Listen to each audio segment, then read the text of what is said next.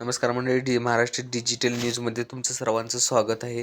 ही व्यक्ती कोण आहे पाहिलं का मित्रांनो? ही व्यक्ती जवळपास 3 वर्षापासून बेपत्ता असून ज्येष्ठ नागरिकांसाठी सरकारने जी धार्मिक देवदर्शनासाठी नवीन योजना आणली आहे त्यासाठी ह्या योजनेमध्ये ह्यांचा फोटो आढळून आला आणि हा फोटो आढळून आला असता त्यांच्या जवळच्या लोकांनी हा फोटो त्यांच्या मुलाला दाखवला असता त्यातून त्यांची ओळख पटली आली आहे.